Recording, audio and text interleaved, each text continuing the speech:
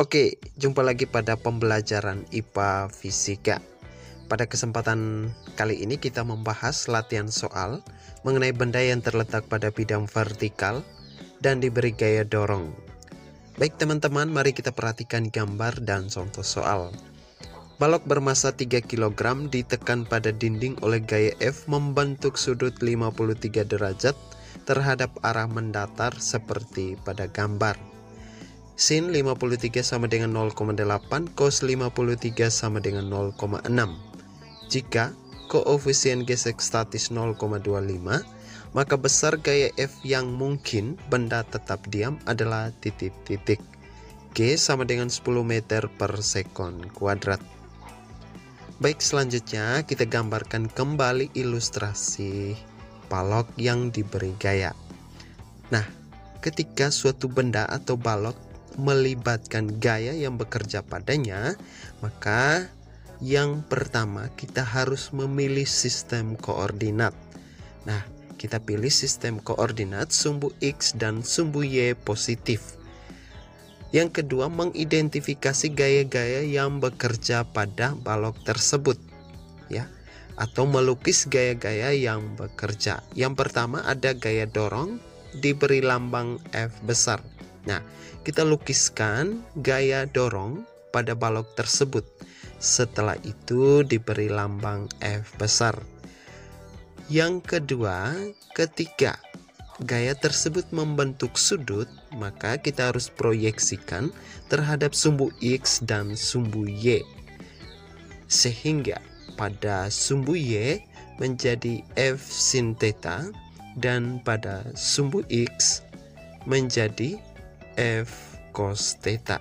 Ya. Bagaimana cara menentukan sudutnya? Adik-adik bisa pelajari pada video sebelumnya.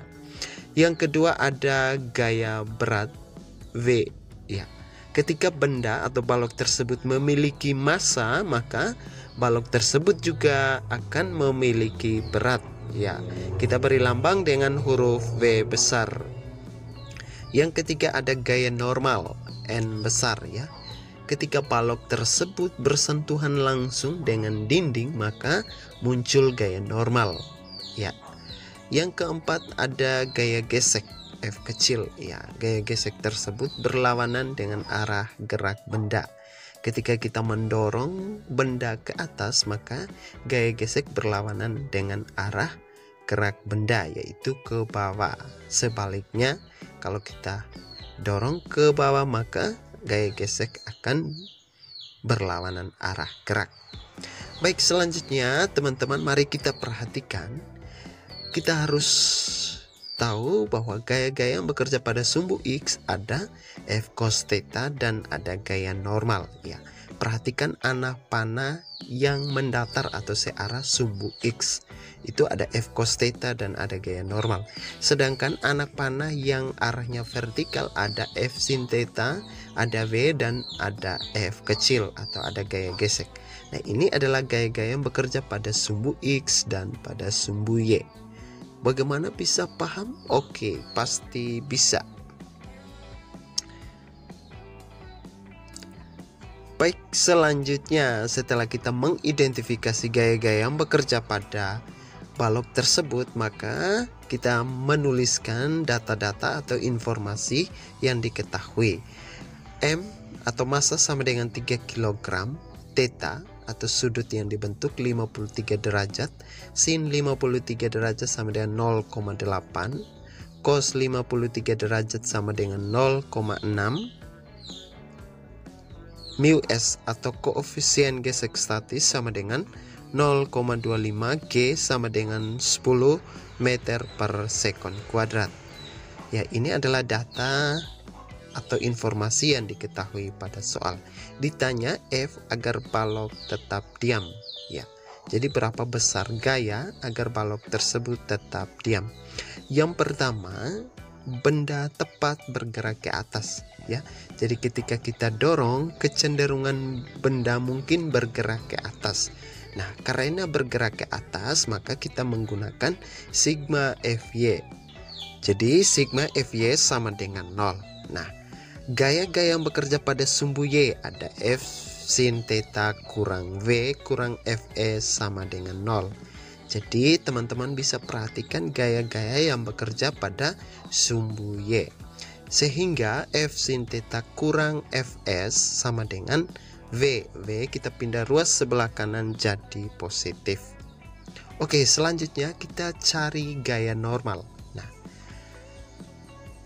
mencari gaya normal berada pada sumbu X, sehingga kita menggunakan sigma Fx sama dengan 0. Nah, gaya-gaya yang bekerja pada sumbu X ada F cos theta kurang N atau kurang gaya normal sama dengan 0. Jadi F cos theta sama dengan N.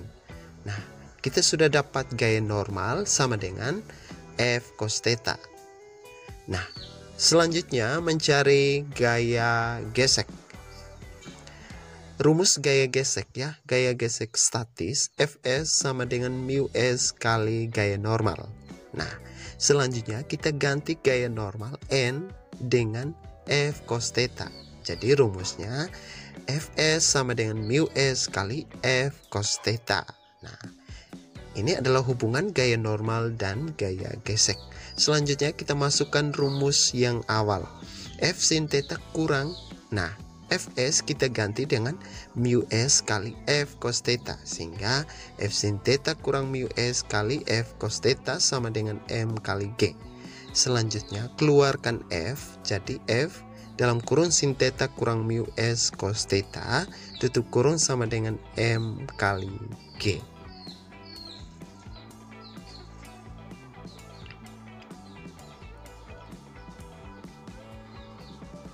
Oke, selanjutnya kita tuliskan kembali rumus yang telah kita dapat tadi. F dalam kurung sin theta kurang mu S cos theta tutup kurung sama dengan M kali G. Ya, kita cari nilai F-nya. Rumus F-nya, F sama dengan M kali G bagi sin theta kurang mu S kali cos theta. Nah, setelah kita memperoleh rumus F-nya, langkah selanjutnya adalah masukkan data atau angka-angka yang diketahui. Ya, F sama dengan M. Ya, M massa balok 3 kali percepatan gravitasi 10. Jadi 3 kali 10 bagi sin theta. Ya, 0,8 kurang 0,25 kali 0,6. Ya, mu S 0,25 kali cos 53 yaitu 0,6. Sehingga kita memperoleh nilai F sama dengan 46,15 Newton. Nah, ini adalah besar gaya F ketika kita dorong ke atas, tetapi benda atau balok tersebut tetap diam. Oke, bagaimana bisa paham? Oke, pasti bisa. Nah, kemungkinan kedua yaitu balok tepat bergerak ke bawah. Nah, kita dorong ke atas tetapi kecenderungan balok itu bergerak ke bawah. Kita menggunakan lagi sigma Fy sama dengan 0 karena benda bergerak ke bawah, bergerak searah sumbu Y. Jadi V kurang F sin theta kurang Fs sama dengan 0. Nah, teman-teman bisa perhatikan kenapa kurang Fs, ya karena gaya gesek melawan arah gerak benda. Ketika benda bergerak ke bawah, gaya geseknya ke atas, sehingga V sama dengan F sin theta tambah Fs. F sin theta dan Fs pindah ruas sebelah kanan jadi positif. M kali G sama dengan F sin theta tambah mu S kali F cos theta. Jadi Fs kita ganti dengan mu S kali F cos theta. Selanjutnya M kali G sama dengan F dalam kurung sin theta tambah mu S kali cos theta tutup kurung. F sama dengan, nah sekarang kita mendapatkan rumus F. Jadi F sama dengan M kali G bagi sin theta tambah mu S kali cos theta.